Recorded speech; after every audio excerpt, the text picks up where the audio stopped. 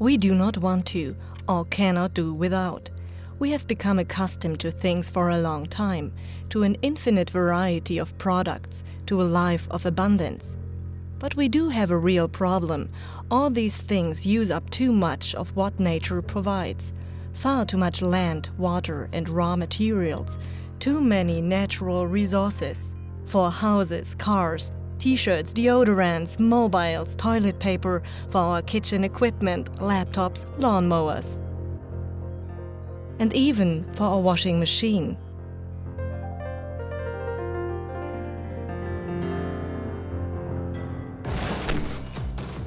With most of these things we merely satisfy our daily wants. With others, however, we greatly exaggerate. Continuously we demand the newest models, huge and fully equipped flats, and journeys to the other end of the world. We want to move ever faster and constantly communicate with other people. We consume an enormous amount of products that we believe make our life easier. Things which we buy, use, throw away, and replace again with ever larger, faster, and better things. No matter whether it's a car, a laptop, or a fashion magazine with 150 pages. Many of the resources removed from nature for producing our products are not contained in them at the point of sale. Enormous quantities of water were used during the production process, energy, and raw minerals. They are in metals, plastics, bricks, and cement, in our entire infrastructure. Additional resources are required when putting products to use: energy, lubricants, detergents, water, and a host of other things.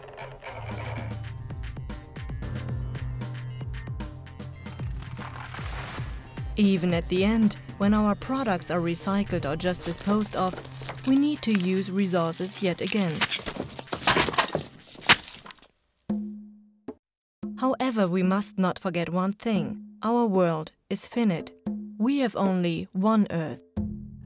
Everything that we humans have created requires materials which we find on our Earth and its ecosystem. No country possesses all the resources it needs for its prosperity. Oil can be found particularly in the Middle East, iron ore in China, and gold in South Africa, for example. Lithium is mined in South America. And wood consumption rises, even while forests disappear. Each country therefore depends on other countries for its resource demands. This is the reason why national resources need to become political issues. The industrialized countries use more than they would be entitled to in a fair distribution. They represent 18% of the worldwide population, but use 80% of the worldwide raw materials.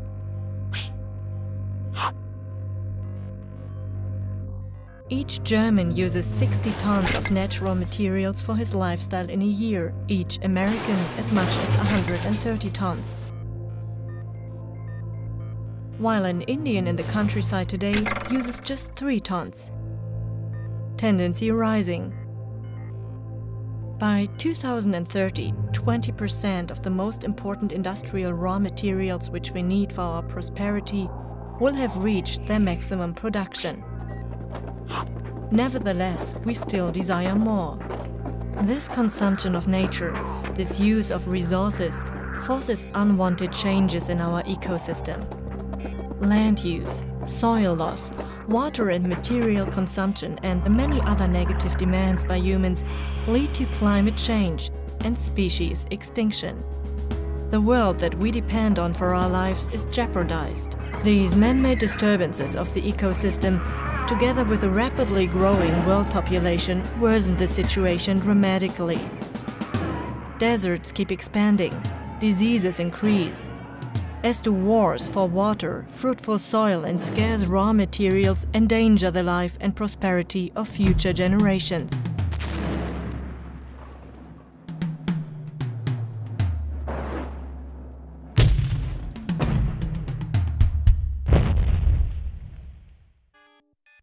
People in the industrialized countries are wasting resources at the expense of people in developing and threshold countries.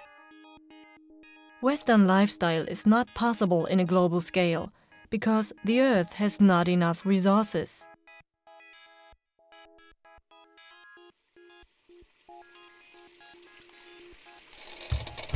The final products that emerge contain only a fraction less than 10% of the original mass taken from nature, and almost none of the water used up for their manufacture.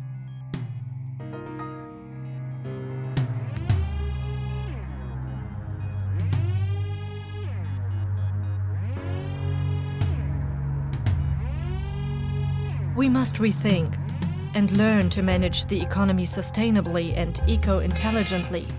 Humankind can ultimately only survive on Earth if we achieve a radical reduction in resource use and consumption by dematerializing the entire economy. But what does this mean for us? We must learn to use less from nature for the same product or the same service.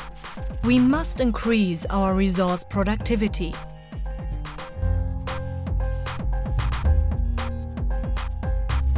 Even now, if we wish, our washing machine can clean our clothes using cold water. Improved technology will save electricity and water. Washing powder can be replaced with ozone or ultrasound. In the future, new textiles may even make washing superfluous to some extent. We could share with our friends and neighbors many of the things we rarely need or use. The power drill, for instance, the lawn mower or the skis. The goal is to use things instead of possessing them. For this purpose, we must design our products in such a way that they are longer-lived and more serviceable, repairable and reusable, easy to dismantle and recycle. New technologies are adaptable.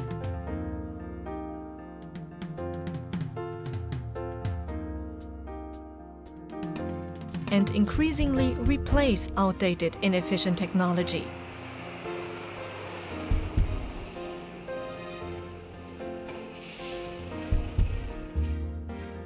New solutions must be devised to use existing technologies in a new way and create synergies.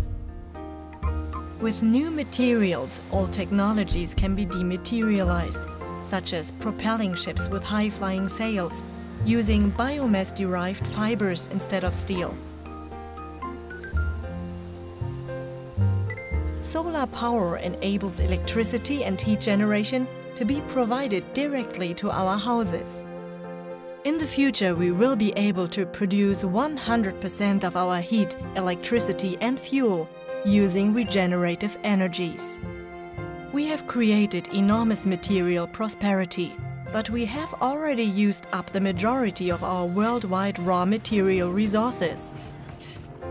Now, we must take responsibility and adapt our economic policy accordingly. Today's prices do not reflect ecological reality.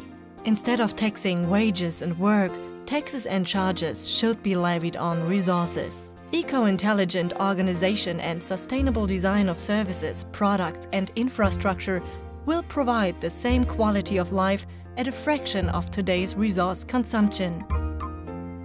We can achieve and manage the necessary changes by applying a cost-free and truly inexhaustible resource at our disposal: our creativity.